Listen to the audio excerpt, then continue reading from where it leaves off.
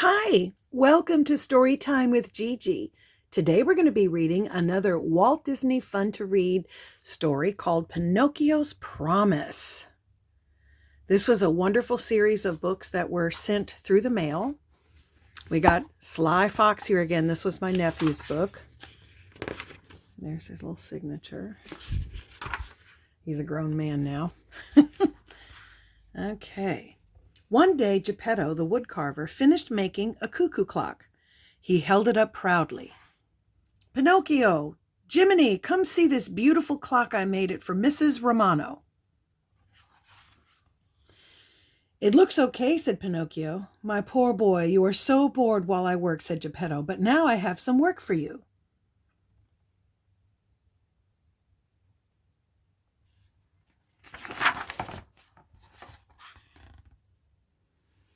Take this clock to Mrs. Romano, then come home as fast as you can. Promise?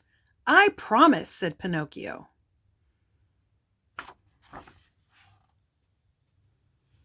He took the clock and skipped away. Pinocchio did not see Gideon and Foul Fellow. They saw him and the clock.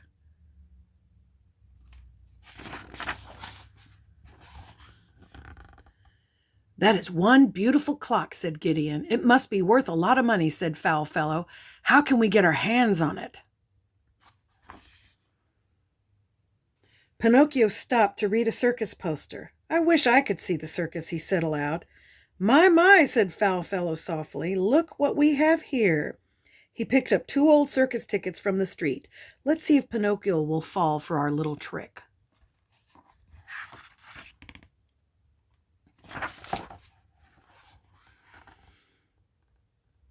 Pinocchio, dear boy, said Foul Fellow, I have 2 tickets for the circus, but I cannot go. Would you like to go instead? Oh, yes, thank you, said Pinocchio. Pinocchio, called Jiminy, what about your promise to Geppetto?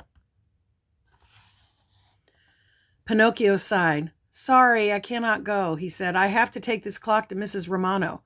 I will do that, said Foul Fellow grandly. Here are the tickets. Enjoy the circus.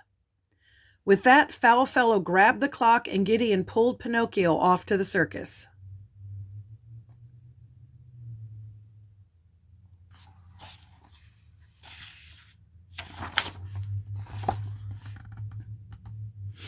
When Pinocchio got to the circus, he did not see Gideon leave him and hide. Pinocchio handed his ticket to the ticket man. Why, this is an old ticket. You think you can fool me? Asked the angry ticket man. In shame, Pinocchio ran through the circus. He just wanted to get away from the ticket man.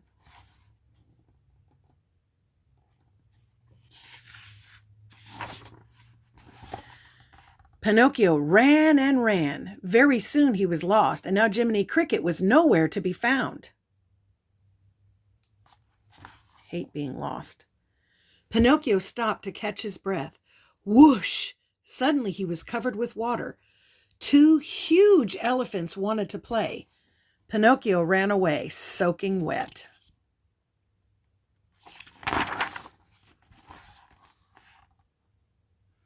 Next, he ran into 3 happy clowns. Let's have some fun, shouted the clowns. They picked up Pinocchio and threw him up high. Help, shouted Pinocchio.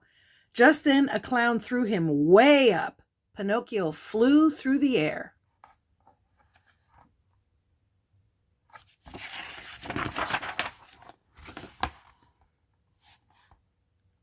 Oof, said Pinocchio. He had landed on the back of a beautiful white horse.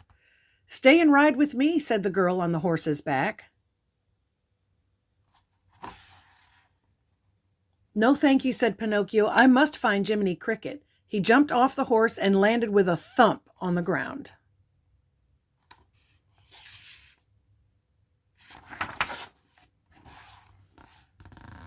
Then along came the circus strongman. What have we got here? He laughed.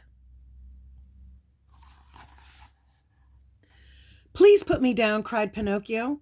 Okay, said the strong man with a hearty laugh. Then he dropped Pinocchio into a pile of hay.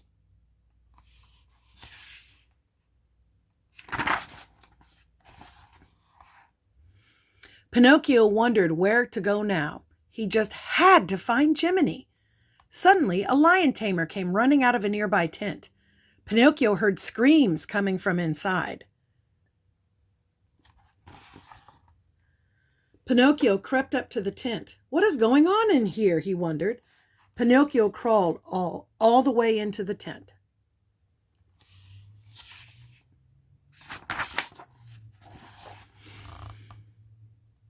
Suddenly he heard the roar of a crowd around him. He was in the middle of a circus ring. The bright lights made Pinocchio blink.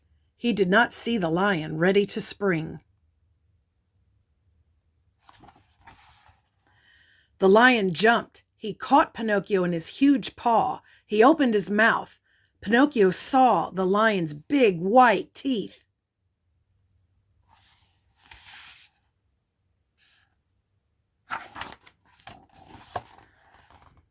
The lion sniffed at Pinocchio. He thought.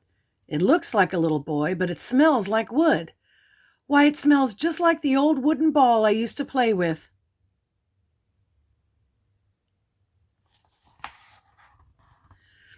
The lion began to purr. He rolled over on his back. He held Pinocchio in the air. Then he turned over on his stomach and fell asleep. The people could not believe their eyes.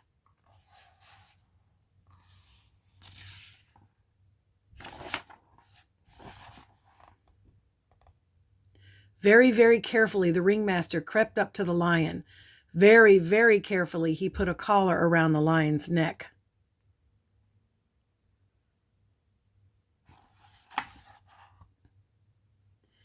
Then he pulled gently on the collar. The lion got up. He followed the ringmaster like a big kitten.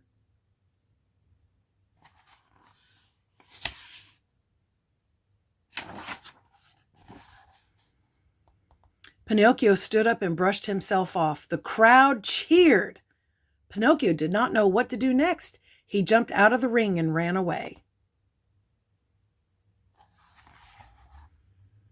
Jiminy Cricket ran after him. "Pinocchio, where have you been? I've been looking for you everywhere."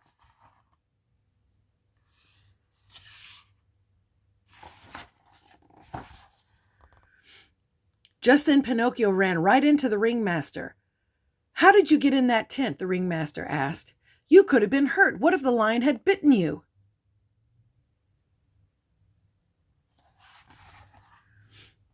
Pinocchio felt ashamed. He knew that he was just a bad boy. He had gotten into the circus without a ticket, and he was not even supposed to be at the circus.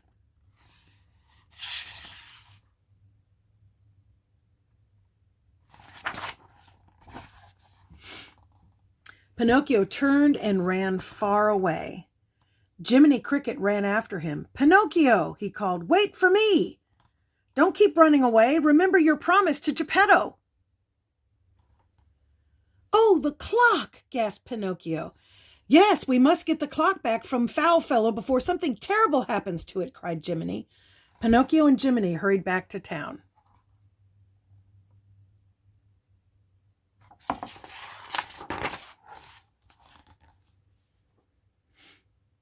Smack! Pinocchio ran right into a policeman. "What's your hurry, young man?" asked the policeman. Pinocchio told the policeman about Foul Fellow and the clock. "I'll bet that rascal Foul Fellow is trying to sell it," said the policeman. "Let's get him." The policeman blew his whistle. He waved his stick. Pinocchio and Jiminy Cricket followed close behind him. Oh gosh, I hope they catch him.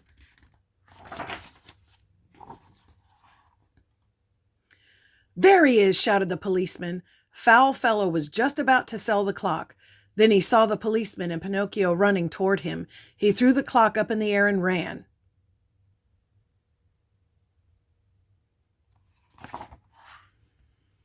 The policeman chased him. He was still shouting and waving his stick. Pinocchio jumped and reached for the clock. He caught it just in time. "Phew! That was close," he sighed. "Let's take the clock to Mrs. Romano right now." Thank goodness. Mrs. Romano was very happy to see Pinocchio and her new clock, and Pinocchio was very happy to give it to her at last. When Pinocchio got back, he found Geppetto waiting in their little house. Pinocchio, where have you been? I was going to take you and Jiminy to the circus today. Now it's too late, said Geppetto.